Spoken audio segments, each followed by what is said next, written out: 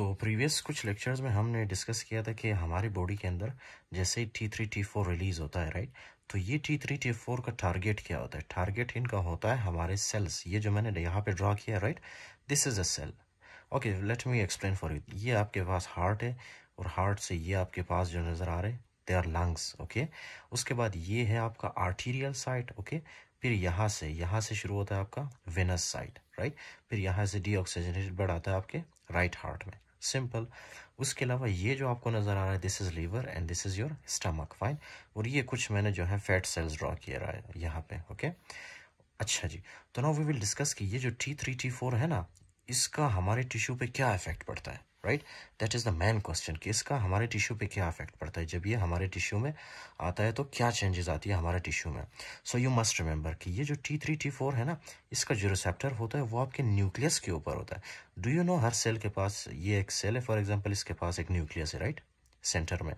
तो इस T3 और T4 का रिसेप्टर कहाँ पे होता है? इस न्यूक्लियस के पास होता है, न्यूक्लियस के ऊपर, राइट।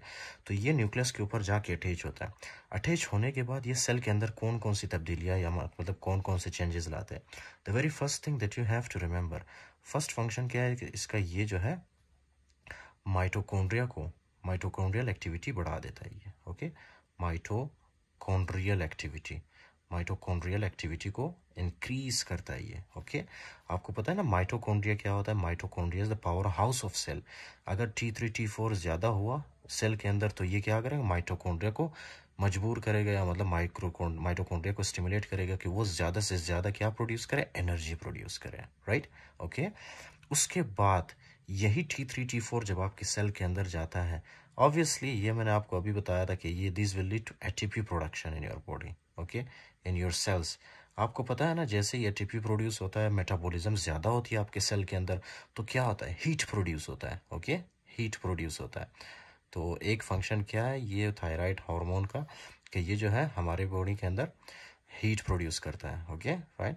उसके बाद क्या करती है ये जो T3 T4 है, these will increase the oxygen consumption, क्योंकि ये माइटोकॉन्ड्रियल एक्टिविटी, एटीपी प्रोडक्शन, ये जो प्रोसेसेस हो रहे होते हैं, राइट, सेल के अंदर जो मेटाबॉलिज्म हो रही होती है, उनके लिए क्या चाहिए होती है? Oxygen, right. तो ऑक्सीजन कंजम्पशन क्या होगी? इंक्रीज होगी, मतलब ऑक्सीजन ज़्यादा यूज होगा, okay, by sales, fine.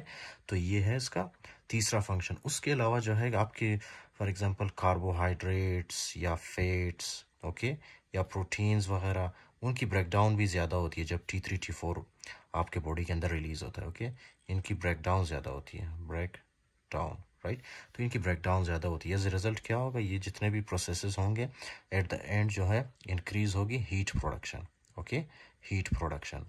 Now this is very very simple. Okay यार, there is no rocket science in this, trust me. ये देखो ये कितने ज़्यादा प्रोसेसेस हो रहे हैं, राइट। किन की वजह से हो रहे हैं? T3 T4 की वजह से ना। अब ये जो प्रोसेस होते हैं ना आपकी सेल के अंदर, इनको एनर्जी तो चाहिए ना किसी सोर्स से। तो वो एनर्जी इनको कहाँ से मिलता है? ये now you have to remember one thing. Okay, आप जब खाना खाते हैं, डाइट, ओके, डाइट के अंदर क्या होता है? डाइट के अंदर obviously different types of nutrients होते हैं, लेकिन we will mostly focus on the glucose. Simple. Okay, ये ग्लूकोज आता है आपके स्मॉल इंटेस्टाइन में, स्मॉल इंटेस्टाइन से ये रीअब्जॉर्ब होके आपके सर्कुलेशन में आता है। Simple, that's it. अब ये जो ग्लूकोज है, राइट, ये आपके सर्कुलेशन में आता है। सर्कुलेशन से होते हुए ये कहाँ पे आता है? ये इस सेल के अंदर आ जाता है। फिर यही ग्लूकोज क्या करता है? इस सेल को एनर्जी प्रोवाइड करता है। फिर यही ग्लूकोज को यूज़ करके mitochondrial activity, ATP production, oxygen consumption, मतलब जो भी मेटाबॉलिज्म के प्रोसेसेस हैं, राइट, जो ग्लूकोज डिपेंडेंट है वो ये सेल परफॉर्म करता है। That's it. उसके अलावा ये क्या करता है? Listen one thing. ओके, उसके अलावा जो है ना, ये लिवर के अंदर जो फॉर एग्जांपल हमारे पास होता है ग्लाइकोजन। ओके, ग्लाइकोजन का मतलब पता है आपको? This is the stored form of the glucose. ये ग्लाइकोजन को क्या करता है? ग्लाइकोजिनोलाइसिस करता है, जिसकी वजह से ग्लूकोज प्रोड्यूस होता है। ओके, ग्लूकोज ग्लाइकोजिनोलाइसिस करता है लीवर के अंदर। तो इसकी वजह से क्या होगा? ग्लूकोज रिलीज होगा और ग्लूकोज हमारे सेल के अंदर आएगा और हेल्प करेगा ये मेटाबॉलिज्म करने में। सिंपल। उसके अलावा आपको पता है फैटी एसिड्स होते हैं, फैटी एसिड्स को ये कन्वर्ट करता है किस चीज़ में? ग्लूकोज में। ओके, ग्लूकोज में डी नोवो सिंथेसिस कहते हैं इसको। तो ये फैटी एसिड्स को भी कन्वर्ट करता है ग्लूकोज में। फिर यही ग्लूकोज को यूज़ करके हम क्या करते हैं? सेल के अंदर माइटोकॉन्ड्रियल एक्टिविटी बढ़ाते हैं, एटीपी प्रोडक्शन वगैरह ये चीज़ें होती हैं। सिंपल। अच्छा जी, so this is what happens in your body. Okay, ये है ग्लाइकोजिनोलाइसिस। एक तो ये ग्लाइकोजिनोलाइसिस करवाता है, ओके, ये मैं आपको बुक में बताऊंगा। उसके अलावा डिनोवो सिंथेसिस को भी बढ़ाता है, मतलब फैटी एसिड्स के थ्रू ये ग्लूकोज बनाता है। ओके, ग्लूकोनियोजेनेसिस कहते हैं इसको। अच्छा जी, उसके बाद you must remember one very very important function, okay, कि ये क्या करता है, ये आपके हार्ट के ऊपर बीटा रिसेप्टर्स को बढ़ाता है। आपको पता है आपके हार्ट के ऊपर कौन सा beta receptor, beta one receptor होता है। ओके, तो ये क्या करता है, बीटा वन रिसेप्टर की कॉन्सेंट्रेशन को हार्ट के ऊपर बढ़ा देता है। ओके, और आपको तो पता ही है कि आपके बॉडी के अंदर क्या है, एपिनेफ्रिन तो हमेशा से, ओके, आपके ब्लड के अंदर एपिनेफ्रिन मौजूद है। तो जैसे ही एपिनेफ्रिन आके इसके साथ बाइंड करेगा ना, बीटा वन रिसेप्टर्स के साथ, बीटा वन रिसेप्टर्स के साथ क्या बाइंड करता है, एपिनेफ्रिन, राइट। अब ये एपिनेफ्रिन जैसे ही बाइंड करता है बीटा वन रिसेप्टर्स के साथ, एकदम से हार्ट रेट बढ़ जाती है। ओके, तो क्या होगा, increase in heart rate. Okay, as a result क्या होगा, हार्ट रेट जब बढ़ती है तो उससे जो है आपका स्ट्रोक वॉल्यूम बढ़ता है। ओके, स्ट्रोक वॉल्यूम बढ़ता है, कार्डियक आउटपुट वगैरह सब कुछ जो है आपका बढ़ जाता है। ओके, एज ए रिजल्ट क्या होता है कि सिस्टेमिक ब्लड प्रेशर आपका इंक्रीज होता है। ओके, सिस्टेमिक ब्लड प्रेशर आपका इंक्रीज होता है। Fine, okay. अच्छा जी, ये इसमें एक चीज़ आपने याद रखना है, सिस्टमिक ब्लड प्रेशर ज़्यादा होता है, डायस्टोलिक ब्लड प्रेशर कम होता है। ओके, और सिस्टोलिक ब्लड प्रेशर ज़्यादा और डायस्टोलिक ब्लड प्रेशर कम होता है। फाइन। अच्छा जी, क्योंकि डायस्टोलिक ब्लड प्रेशर किस चीज़ पे, वेजोडाइलेशन पे, मतलब पेरिफेरल वास्कुलर रेजिस्टेंस पे डिपेंड करता है ना। तो पेरिफेरल वास्कुलर रेजिस्टेंस जो है, थायराइड हार्मोन जब रिलीज होता है ना, तो वो क्या करता है mostly, okay, that will cause vasodilation, right. Okay, fine. अच्छा जी, एक तो ये कि ये यहाँ पे इसने क्या किया, बीटा एड्रेनर्जिक सिस्टम को इसने एक्टिवेट किया। ओके, या मतलब उनकी कंसंट्रेशन बढ़ा दी इसने बीटा वन रिसेप्टर्स की। ये बीटा वन रिसेप्टर्स हो गए। अब बीटा टू रिसेप्टर्स कहाँ पे होते हैं, बीटा टू रिसेप्टर्स होते हैं आपके लीवर पे। ओके, आपके लीवर पे क्या होता है, बीटा टू रिसेप्टर्स। अब ये बीटा टू रिसेप्टर्स जैसे ही स्टिमुलेट होते हैं ना, ओके, क्योंकि एपिनेफ्रिन इसको भी आके स्टिमुलेट करेगा ना, इनको भी आके स्टिमुलेट करेगा, तो क्या करेंगे ये जो है अपने सरफेस पे क्या मतलब वो करेंगे, एलडीएल के रिसेप्टर्स ये इस तरह से रिप्रेजेंट करेंगे अपने सरफेस के ऊपर, राइट। लीवर के ऊपर एलडीएल के रिसेप्टर्स बनेंगे।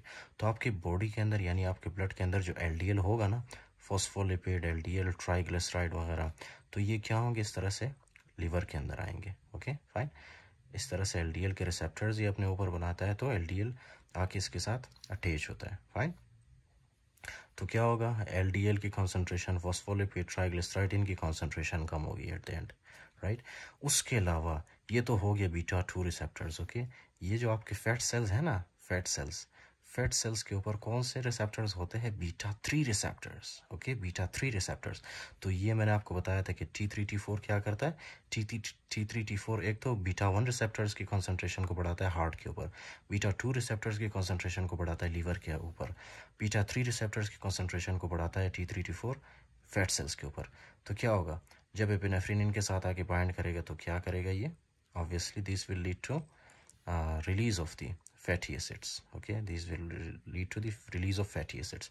फिर यही fatty acids बाद में क्या होंगे, इस तरह से लीवर के अंदर आएंगे, इस fatty acid को यूज़ करके हम किस में कन्वर्ट करेंगे, ग्लूकोज में।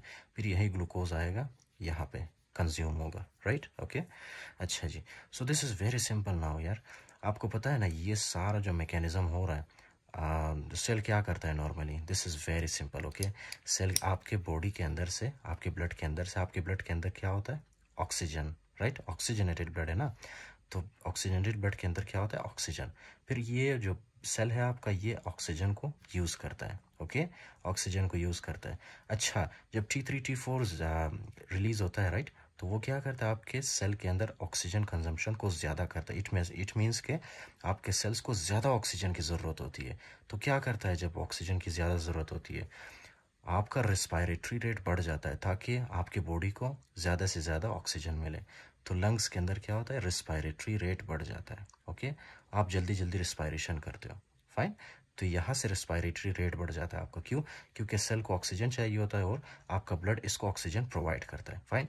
तो एक हिसाब से क्या होगा आपके बॉडी के अंदर, कैसे बताओ यार आपको, कितना आसान करके बताओ, आई होप कि आपको समझ आ गया होगा यार।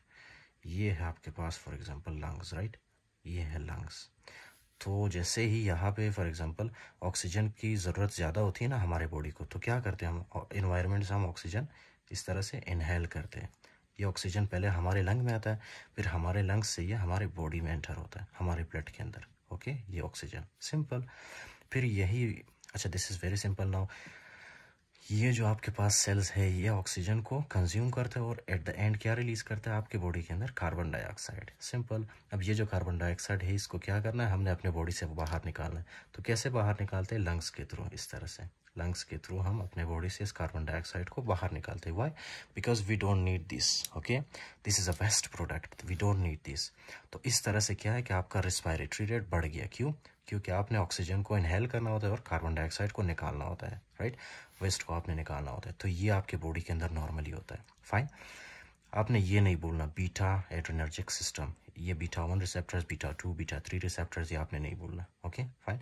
अच्छा, उसके अलावा जो है ना, यही T3 T4 क्या करता है? बोन मैच्योरेशन में हेल्प करता है आपके। ये T3 T4 जब नॉर्मल क्वांटिटी में होता है, राइट? T3 T4, T3 और T4 ये आपके बोन मैच्योरेशन में हेल्प करता है। ब्रेन मैच्योरेशन में इनडायरेक्टली T3 T4 क्या करता है? ब्रेन मैच्योरेशन में हेल्प करता है, राइट? तो बोन और ब्रेन के मैच्योरेशन में हेल्प करता है ये, bone and brain maturation, right?